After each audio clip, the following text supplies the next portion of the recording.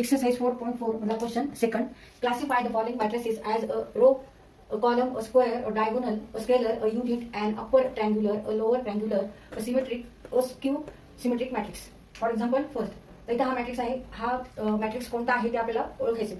Row आहे का, column आहे का, स्क्वेअर का, डायगोनल का, स्केलर का, युनिट का, upper triangular, lower triangular, symmetric, skew symmetric matrix. आता ह्या मॅट्रिक्स मध्ये एलिमेंट्स बघायचे कोणते कोणते आणि ऑर्डर किती ह्या मॅट्रिक्सची 3/3.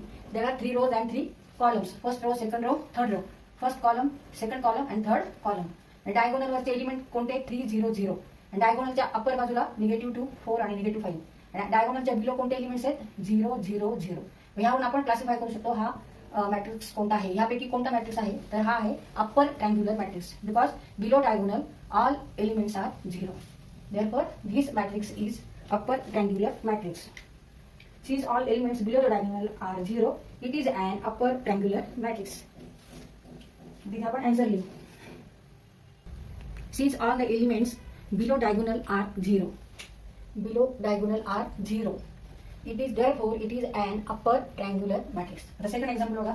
तर हा मॅट्रिक्सची ऑर्डर किती आहे 3/3 आणि इथे वेगळं काय ते बघायचं.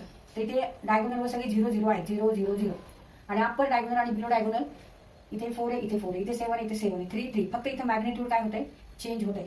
इथे 4 आहे तर इथे -4 होत आहे, इथे 7 आहे तिथे -7 आहे, इथे -3 आहे तिथे 3 आहे. यामुळे हा मॅट्रिक्स कसा आहे सिमेट्रिक आहे पण मॅग्निट्यूड साईन कशी यायची तर अपोजिट साईन्स आहे. त्याच्यामुळे ह्या मॅट्रिक्सला आपण काय म्हणत असतो स्क्यू सिमेट्रिक मॅट्रिक्स.